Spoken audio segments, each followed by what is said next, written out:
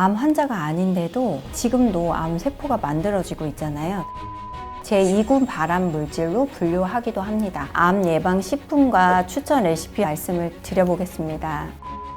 암 예방을 30에서 50%까지 낮출 수 있다고 보고하고 있습니다. 채소를 계속 강조드렸는데 식사에 포함시키시면서 다양하게 활용해 보시면 좋을 것 같습니다.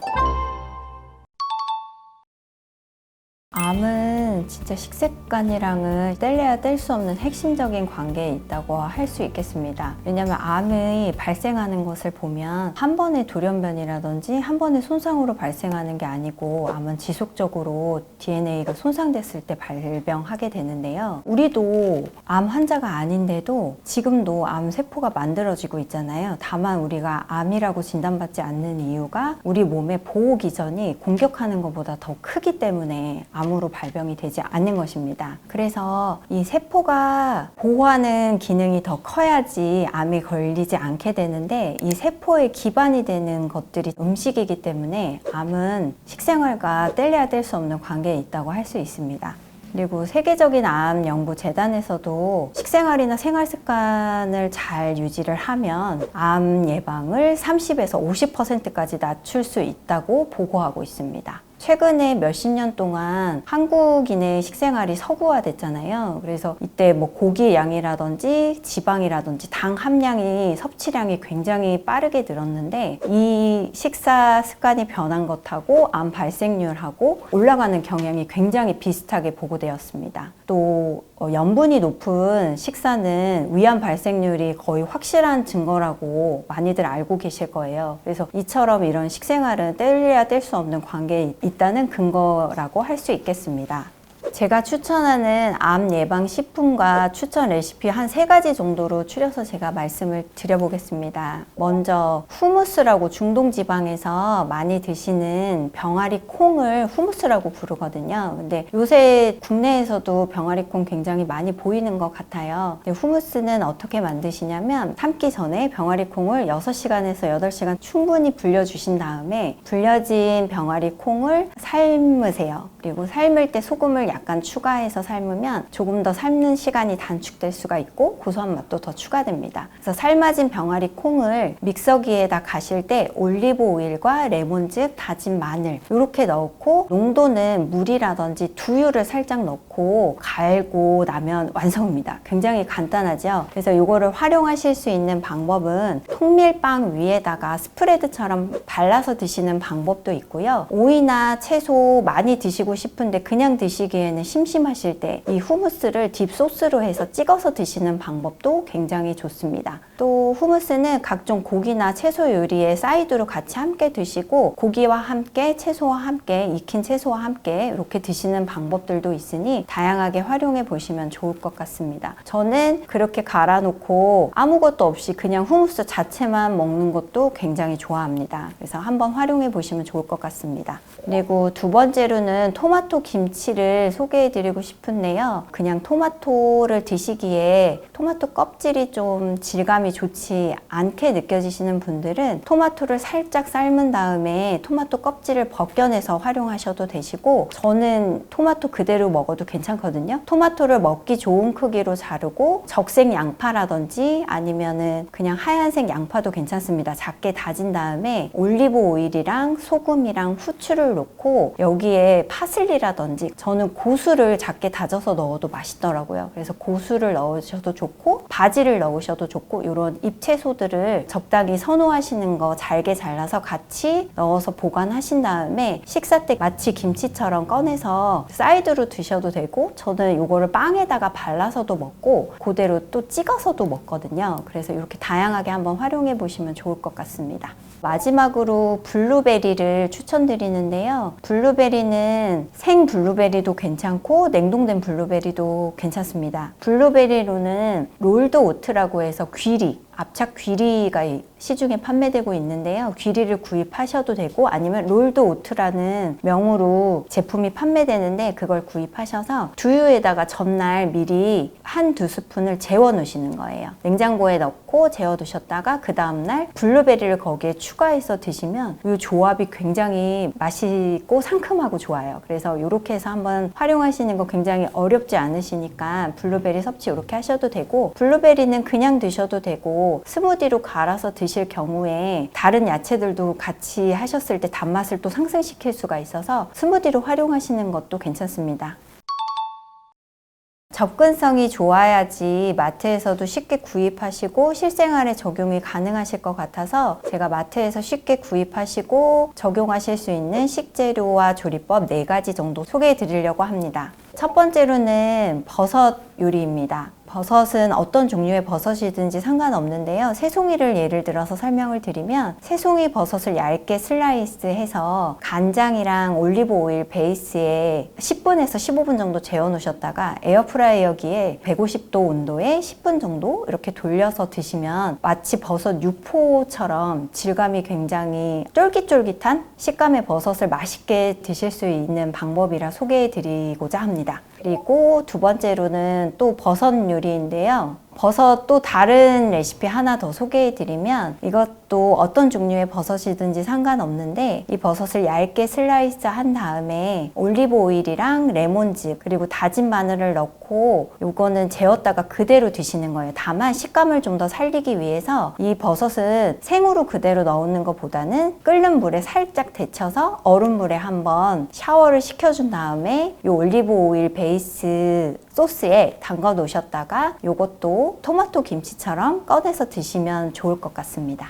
두 번째는 양파 요리인데요. 양파는 볶아서도 드시고 조리에도 굉장히 다양히 많이 활용이 되기는 하는데, 양파를 조금 더 섭취를 더 하실 수 있는 방법이, 통 양파를 그대로 십자 모양으로 칼집을 내서 거기에 올리브유 살짝 뿌리시고 소금 후추로 간한 다음에 이것도 오븐에 구워내시는 방법입니다. 이렇게 해서 드시면 단맛이 확 끌어올라서 드시기에도 아주 맛있다고 느끼실 정도로 쉽게 또 조리도 쉬운 방법이라서 활용하시기 좋을 것 같습니다. 그리고 세 번째는 당근 샌드위치인데요. 이건 흔히 생각하시는 샌드위치가 아니라 빵 대신에 두부를 구워서 이용하시는 방법입니다. 그래서 안에 들어가는 당근은 채를 썬 다음에 소금이랑 후추 그리고 올리브유, 레몬즙 이렇게 간을 하셔서 섞은 다음에 여기에 뭐 다진 마늘이나 홀그레인 머스타드 소스를 조금 넣으셔도 괜찮고, 이렇게 섞은 다음에 두부를 얇게 썰으셔서 기름을 살짝 두른 팬에 부친 다음에 빵 대신 요 안에 당근 라페를 채워서 드시는 당근 샌드위치입니다. 이것도 드셔보시면 아마 맛있다고 느끼실 것 같은데요. 여기에 아까 말씀드린 후무스 같은 스프레드를 바르셔도 좋고, 아니면 견과류를 조금 다져서 위에 뿌려서 드시는 방법도 고소한 맛을 살리고 더 맛있다고 느끼실 것 같습니다. 그리고 네 번째는 요거는 샐러드인데요. 요거는 각종 다양한 채소들을 다 활용할 수 있는 방법인데, 식재료로는 양파나 마늘이나 주키니, 호박, 그리고 단호박, 토마토 정도가 들어가는데요. 여기에 뭐 다른 야채들을 더 좋아하시면 추가로 넣으셔도 되는데, 일단 먼저 다 모든 재료를 먹기 좋은 크기로 자르신 다음에 그 다음 올리브유를 두르고 여기에 마늘하고 양파를 먼저 볶아주십니다. 그리고 여기에 나머지 토마토를 뺀 재료들, 단호박이라든지 호박, 삶은 병아리콩도 넣으셔도 좋습니다. 식감이 마음에 드실 정도로 조금 물러졌을 때까지 끓이신 다음에 볶아진 채소들을, 각종 채소들을 샐러드 볼에 담으시고 불은 끄시고 그 후라이팬에 남은 열기에 나머지 토마토를 소금 간해서 볶으신 다음에 같이 샐러드 볼에 있는 다른 채소들하고 합쳐서 여기에 올리브 오일이랑 발사믹 식초랑 소금 간 살짝만 하셔서 드시면 굉장히 맛있습니다. 레몬즙도 추가를 해주셔도 좋고요.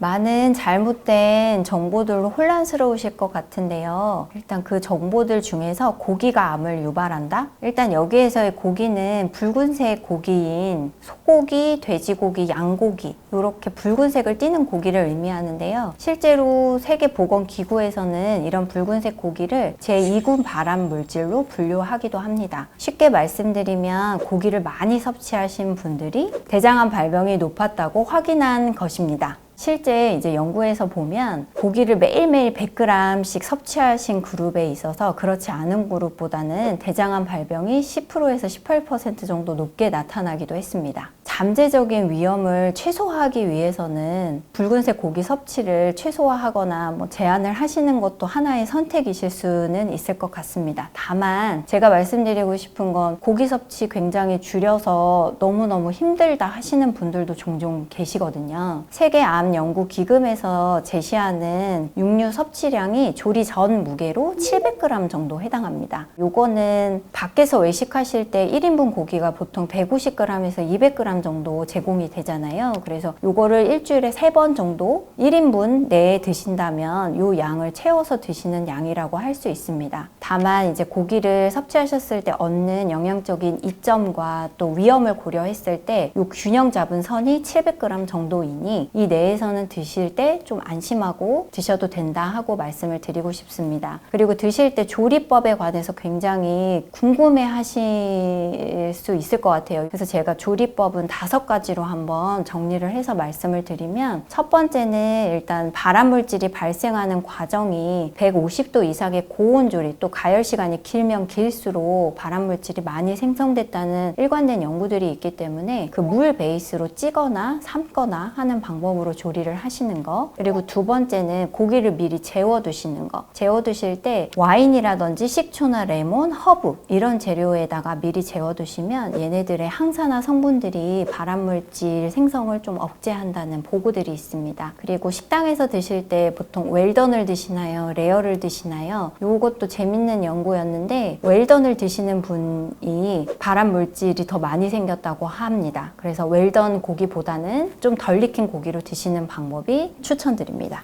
세 번째는 조리 전 전처리가 또 하나의 발암물질을 줄일 수 있는 조리법이 될 수 있는데요. 예를 들면 물에다가 미리 한번 살짝 삶아서 굽는다든지 아니면 전자레인지에다가 돌려서 고기의 내부 온도를 높이면 조리 시간이 단축될 수 있는 방법이므로 굽기 전에 미리 조리를 간단히 하시는 방법도 또 하나의 대안이 될 수 있습니다. 그리고 네 번째로는 이제 고기를 예전에 제가 같이 먹을 때 제 가족이 고기 너무 자꾸 뒤집는다고, 뒤집으면 맛이 없다고 그렇게 해서 혼난 적이 한 번 있었는데요. 사실은 발암물질을 낮추는 거는 자주 뒤집는 게 더 좋은 방법입니다. 내부 온도가 높아지는 고온 상태가 가열 시간하고 발암물질 유발되는 양하고 비례하기 때문에 자주자주 뒤집어주면 발암물질이 조금 덜 생길 수 있습니다. 마지막으로는 항산화 물질의 대표적인 거 제가 채소를 계속 강조드렸는데, 쌈채소라든지 마늘이나 양파, 토마토, 김치 이런 것을 고기 드실 때 함께 드신다면 발암물질이나 고기 유해물질로 인한 부정적인 작용을 좀 상쇄시키는 데 도움을 줄 수 있습니다. 제가 오늘 항암에 관련돼서 암 발생을 좀 낮추는 데 도움을 주는 식재료나 아니면 레시피를 여러 가지 소개를 해드렸는데요. 제가 말씀드린 이런 식재료들을 좀 더 의식적으로 식사에 포함시키시면서 식생활은 식물성이 기본이 된 식사에다가 적정량의 단백질 그리고 소량의 지방 이렇게 포함해서 구성해 주시고, 이런 식사를 몇 끼니 하실 수는 없어도 끼니 중에 지금보다는 한두 끼니 더 이런 식사에 가깝도록 드시면 분명히 더 건강하실 수 있을 것 같습니다.